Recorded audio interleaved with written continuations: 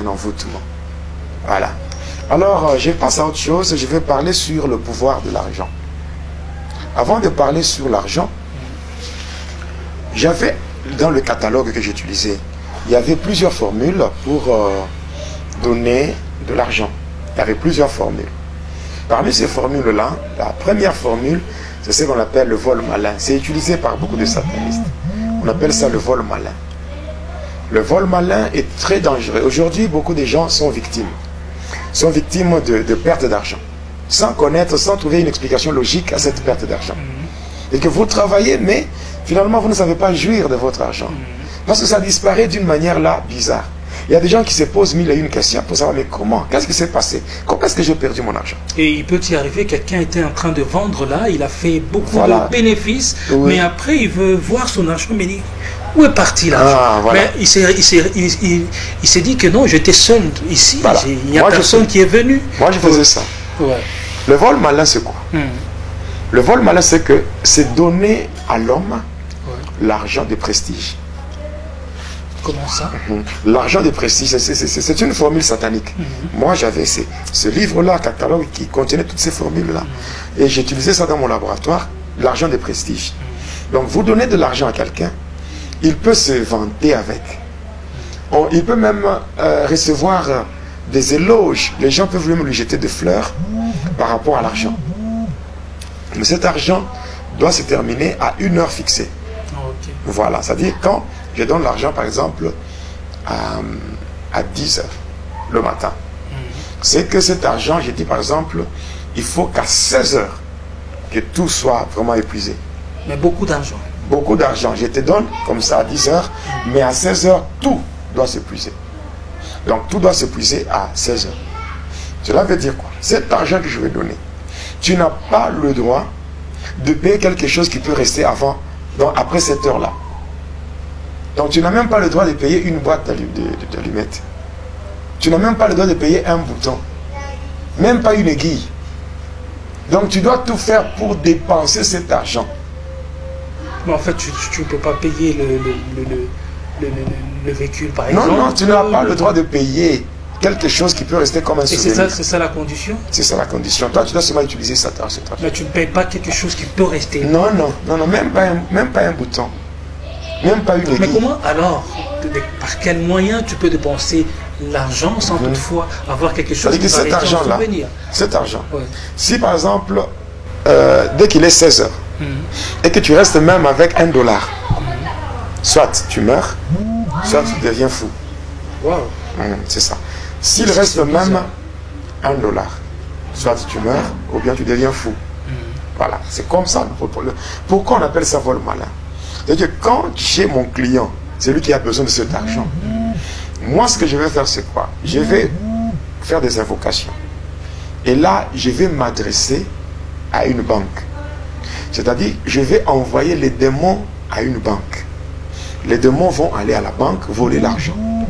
Dès qu'ils prennent l'argent, avant de prendre l'argent, ils vont se rassurer par rapport à l'heure de l'inventaire.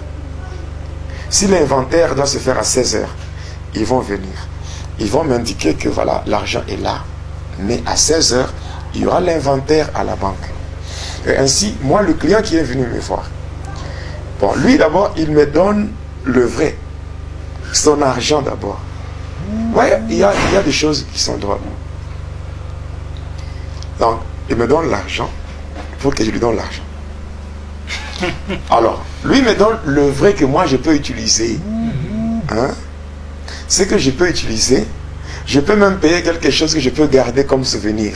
Mais moi, l'argent que je veux lui donner, quelle que soit la somme ou le montant, lui n'a pas le droit de garder même un souvenir. C'est ça le vol malin. Alors là, il peut...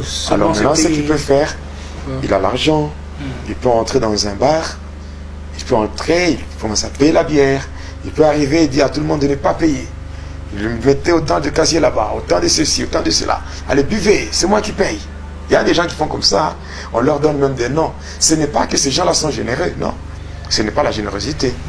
Non, tout simplement, ils cherchent comment se débarrasser. Parce qu'une fois que tu as cet argent, tu as maintenant un fardeau. Hein. C'est une pression. Hein, parce que tu as un fardeau. Voilà. Donc tu es esclave de cet argent. il faut vraiment tout faire pour se débarrasser. Mais si les gens te refusent de cet argent-là, tu vas pleurer. Donc, ça sera la mort. Le problème, c'est que tu dois utiliser l'argent. Voilà. Quelqu'un peut commencer à faire des bookings. Hein? Il peut commencer à prendre un taxi. Allez, mets-moi là-bas. Mets-moi là-bas. Il entre ceci. Donc, il commence à dépenser de l'argent. L'objectif, il faut que tout se termine. Voilà. Maintenant, s'il est en train de chercher comment se débarrasser de cet argent. Supposons que, par exemple, dans les dépenses que la personne va faire, et les personnes qui reçoivent cet argent. C'est ce que j'ai fait ce soir d'expliquer. Voilà.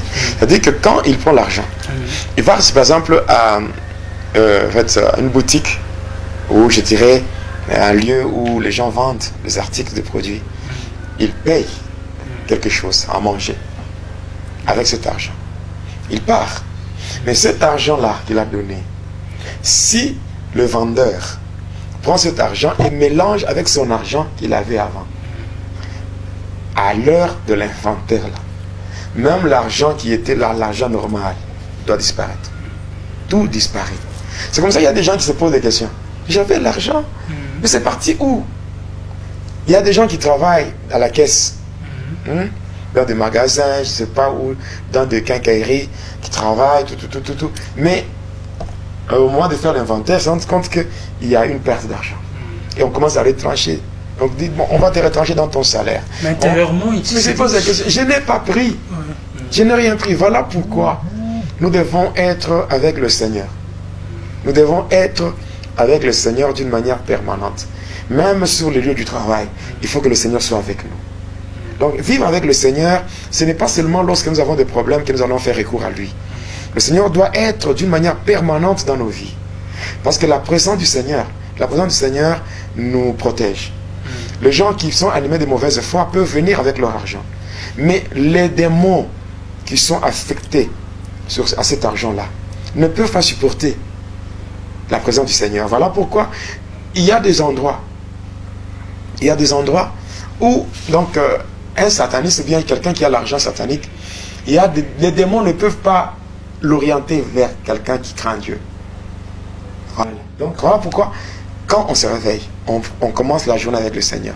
Quand on arrive sur le lieu du travail, on doit prier.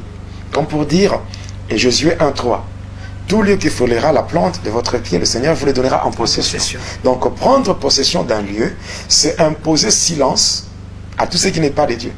Tout ce qui ne rend pas gloire et honneur à Jésus-Christ, tout ce qui ne confesse pas, tout ce qui ne reconnaît pas la divinité de Jésus, doit quitter. Et partant de ce que vous avez expliqué, j'ai compris que le diable, ses acolytes, joue plus à la ruse. Hein? Oui. Et sachant que les chrétiens sont très forts, et ils cherchent par tous les moyens comment les dépouiller de leur force par de stratégies. Il y a beaucoup de stratégies. Vous voyez, par exemple, si par exemple, à l'heure fixée, l'argent, on n'a pas pu épuiser ça. On n'a pas pu épuiser l'argent. Qu'est-ce qui va se passer? Ce qui va se passer, c'est que la personne tombe dans la folie, ou la personne doit mourir.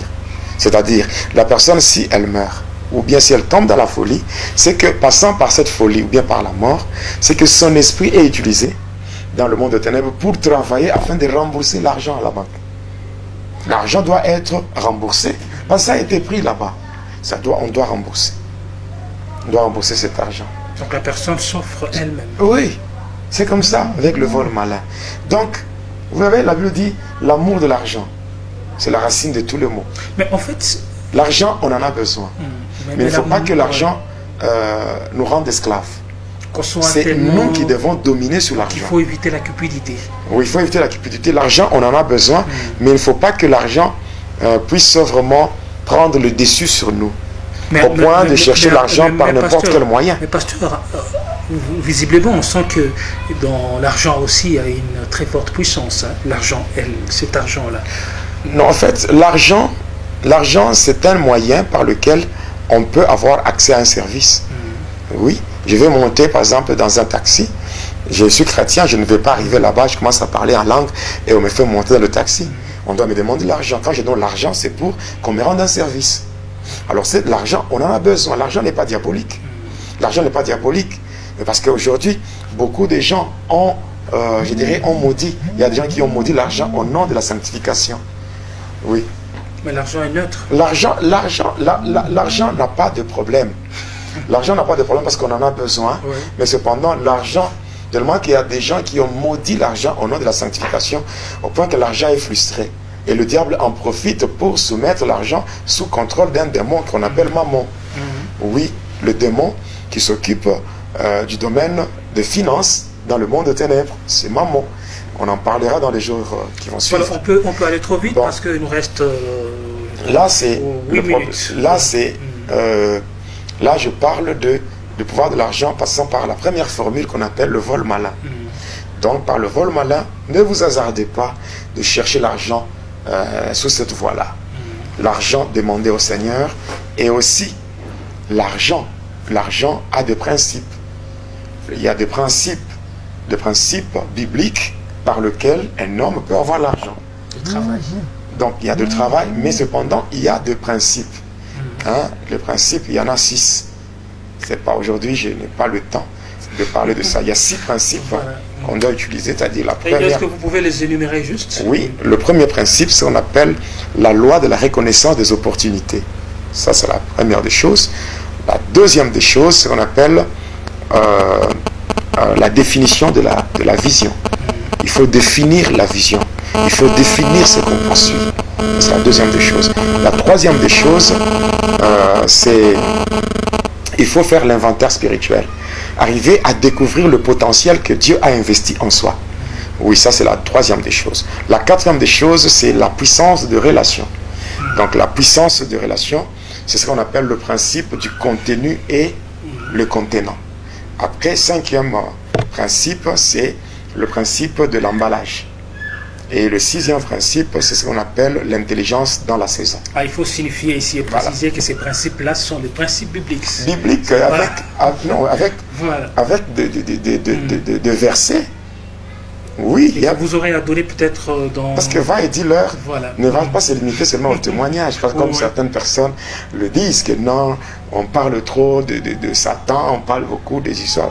Mais Paul est clair dans son langage. Et puis il faut signifier que l'on est encore à la partie témoignage. On est, en fait, le témoignage a 3 parties. Voilà. La première partie, c'est mon parcours quand j'étais encore sataniste. Je suis en train de te parler de ça. Il y a ma délivrance, c'est la deuxième partie. Donc, ma délivrance suivie de ma conversion. Et aussi, il y a aussi maintenant, la troisième partie, c'est mon parcours avec le Seigneur. Mon parcours avec le Seigneur. Comment le Seigneur m'a fait visiter l'enfer. Comment le Seigneur m'a fait visiter le 3e ciel. Même la Jérusalem nouvelle. Je vais parler de tout ça. Et au-delà de ça, vous allez un peu plus tard vous revêtir de votre casquette en tant que pasteur. En tant que pasteur, parler de mon ministère. De votre ministère et aussi parler Et puis, il y a une chose. Selon Ephésiens 5, le verset 8, la Bible dit quoi? Vous qui autrefois étiez ténèbres, maintenant vous êtes lumière dans le Seigneur. Marchez comme les enfants de lumière. Et au verset 11, la Bible dit, ne prenez plus part aux œuvres infructueuses de ténèbres, mais plutôt condamnez-les. Donc quand nous témoignons, l'objectif n'est pas de glorifier Satan. Nous sommes en train de mettre à nu les œuvres de ténèbres. Tout en... Oui.